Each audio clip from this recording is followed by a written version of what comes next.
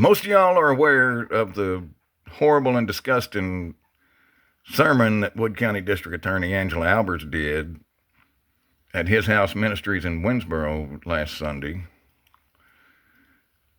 where she was talking about nothing but the brutal murder of 19-year-old Brittany McGlone and trying to make herself out as the victim while making McGlone's family out to be the bad guys in the whole shit.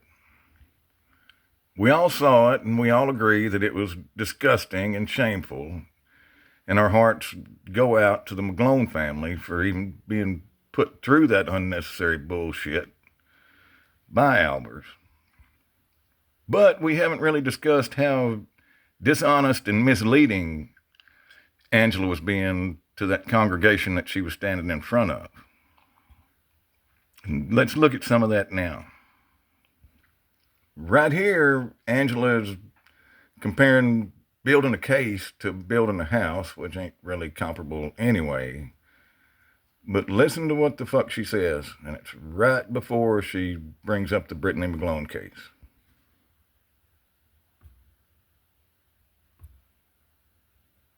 And then make decisions on what to offer them for punishment. Every criminal case is like a house. Law enforcement builds the foundation through investigation. They collect evidence, they preserve evidence, they catalog, and they maintain the evidence. And then once they build that foundation, my office builds up on that foundation. We review the evidence that law enforcement submits to us, and we determine whether or not it is legally sufficient and just to proceed. Okay. I want to switch gears a little bit and say, I'm sure many of you have heard about the very tragic murder of a young woman in 2007 named Brittany McGlone. For more than a decade. All right. Right there, she said, right there, that is up to her office to review what the law enforcement agencies turn into them. And her office determines whether it is legally sufficient to proceed with the case. Okay. Now listen to her start talking about the 90-day indictment rule, where she mixes a little bit of truth with a whole lot of bullshit. And here it goes. The case was delivered to my office 34 days after a suspect was arrested, and that left only 56 days to review thousands of pages of documents before a deadline That's bullshit. was to seek an indictment. So in Texas, you have 90 days when someone's arrested to seek an indictment and to have one returned. If you don't get that done in 90 days, then that suspect can get out on a personal recognizance bond. And I'll tell you, that does happen. If the case does not get to us in time, then the person gets out of jail. So right there, Angela is wanting people to believe that they only had 90 days to get an indictment, and the sheriff's department had already fucked off 34 of those days. That's not the truth. We won't even go into the part where this murder happened in 2007, and Angela's been in office since 2019. So at this point, she'd had over 5 years to fucking go over the case if she wanted to anyway. But she didn't. But back to the 90-day thing.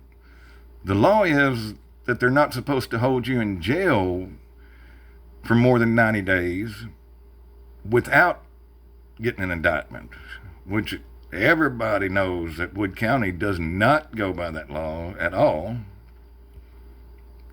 And then if you are held in jail for more than 90 days without an indictment, your attorney can file a motion to request a PR bond.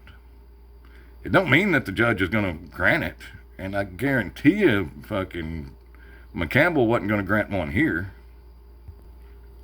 even though they're pretty much legally required to.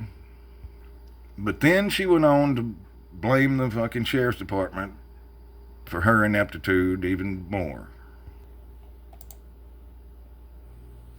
That delay significantly reduced the time that was available for careful and thorough review. And let me tell you why that's important.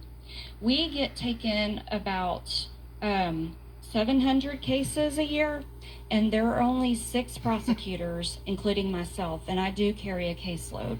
A lot of district attorneys do not. They just do the administration, but I still carry a caseload.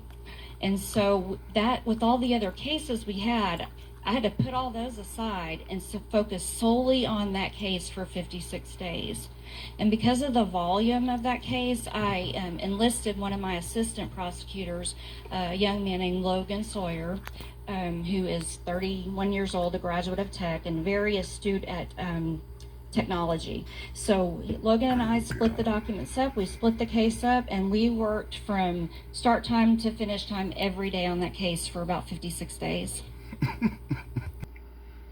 Right there, she's wanting everybody to be dumb enough to believe that they were on some kind of time limit for the indictment that they just were not on. They pretty much have an indefinite time frame that they can investigate shit and get indictments and charges on. It didn't have to be within 90 days. The 90 days is just that the guy's attorney, which I don't even think he had one at the time, could file a motion to request a PR bond after 90 days. And what if they didn't get the indictment within 90 days, didn't take it to the grand jury or anything, and he did somehow get granted a PR bond by Judge McCampbell? That would have meant just that he was out of jail with the charges still pending, and they would have had as much time in the world as they needed to build a case, and then bring that case to the grand jury and try to get an indictment. But that's not what they did. So they brought that case to the grand jury knowing that she even said later on in the deal that she agreed with the jury that there wasn't enough evidence. So why even bring that case to the grand jury if you know there's not enough evidence to get an indictment? And the answer to that question is because they wanted to be able to somehow blame it on the grand jury and say, well, we didn't do anything wrong. The grand jury's the one that no-billed him, not us. But it was up to her office whether or not it was brought in front of a grand jury prematurely. And she even said that earlier in this video. The kicker that the DA's office don't want y'all to understand is that if Chad Carr would have got a PR bond somehow by them not getting the indictment within 90 days, he would have just had to be let out and would be out of jail, but he would still have charges pending. But if the DA's office did exactly what they did